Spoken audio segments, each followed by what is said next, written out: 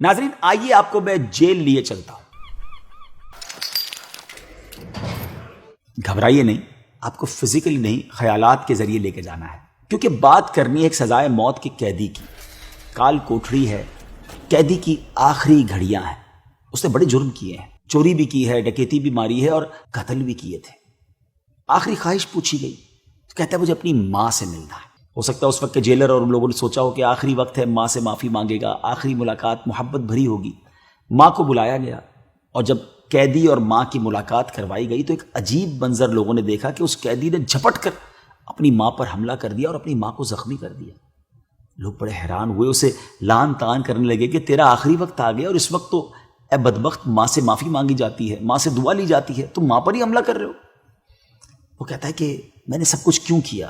میں نے حملہ اس لیے کیا کہ میرے یہاں تک پہنچنے کی جو ذمہ دار ہے وہ میری ماں ہے. یقیناً اس نے درست نہیں کیا، لیکن اب ذرا بات سنیے گا اس قیدی کی. کہتا ہے جب میں اسکول میں تھا، چھوٹا بچہ تھا، تو اپنے کلاس فیلو کی کوئی چیز چوری کر کے لے آتا تھا. کبھی پینسل لے آتا تھا، کبھی ربڑ لے آتا تھا.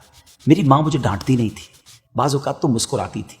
مجھے حوصلہ ملا، میں نے محلے میں چوریاں کرنا شروع کی. گھر میں نیا نیا سامان آیا مگر مجھے کسی نے روکا نہیں. بڑھتے بڑھتے میں بڑا چور بنا، پھر ڈکیتوں کا گروہ جوائن کیا، پھر قتل بھی شروع کر دیے اور آج سزائے موت کا قیدی بن گیا. جو کچھ میں یہاں تک ہوں میری ماں کی وجہ سے.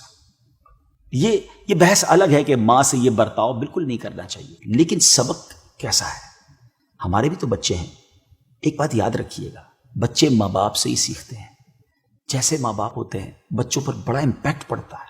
دیکھیں نا، جن گھروں میں نمازیں ہوتی ہیں، عبادتیں ہوتی ہیں، درود ہوتے ہیں، نعتیں ہوتی ہیں، تلاوت ہوتی ہے، بچے اسی سے اس کو ریپیٹ کر رہے ہوتے ہیں. ہم نے دیکھا ہے کہ چھوٹے چھوٹے بچے جب امی ابو کو یا دادا دادی کو نماز پڑھتے دیکھتے ہیں، وہ بھی ساتھ جا نماز پر کھڑے ہو جاتے ہیں. انہیں نماز پڑھنا آتی نہیں مگر وہ کاپی کرنے کی کوشش کرتے ہیں، کیونکہ گھر میں ماحول اچھا ہوتا ہے. اور جن گھروں میں لڑائی جھگڑے ہیں، گالی گلوچ ہے، بے حیائی کی باتیں ہیں، بعض اوقات وہ بچے باہر بھی اس طرح کی باتیں کرتے ہوئے نظر آ رہے ہوتے ہیں.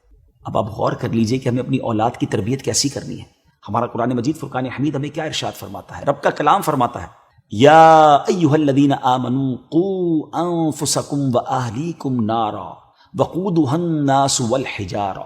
اے ایمان والو، اپنے آپ کو اور اپنی آل کو، اپنے بچوں کو اس جہنم کی آگ سے بچاؤ جس کا ایندھن آدمی اور پتھر ہے. ہمیں اپنی فیملی کو جہنم کی آگ سے بچانے کا حکم دیا گیا. ہمیں اپنے آپ کو بھی بچانا ہے، فیملی کو بھی بچانا ہے.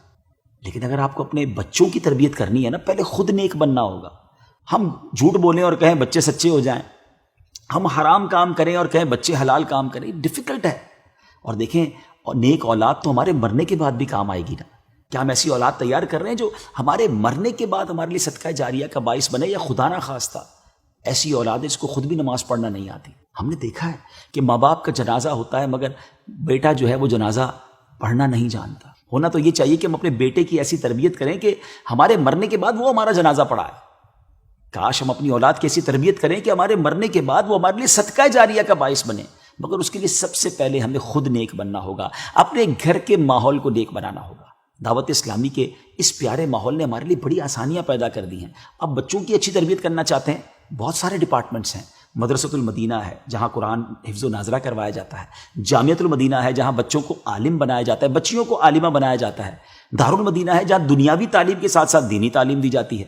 اگر آپ بڑے ہو گئے ہیں اور آپ خود نیک بننا چاہتے ہیں تو دعوت اسلامی کے اجتماع موجود ہیں. مدنی قافلوں میں سفر کیجئے. اسلامی بہنیں ہیں تو اسلامی بہنوں کے اجتماع میں جائیں. پوری فیملی کی بیٹھ کے تربیت کرنا چاہتے ہیں تو مدنی چینل آپ کے لیے ہے. سب کچھ تو ہے. آگے بڑھیے، اپنی اچھی تربیت، اپنے بچوں کی اچھی تربیت کا اہتمام کیجئے، کیونکہ ہم سب نے مل کر جنت میں بھی تو جانا ہے نا. میں رب کریم سے دعا کرتا ہوں اللہ کریم ہمارے پورے گھرانے کو جنتی گھرانہ بنا دے. صلو علی الحبیب صلی اللہ تعالی علی محمد صلی اللہ علیہ وسلم.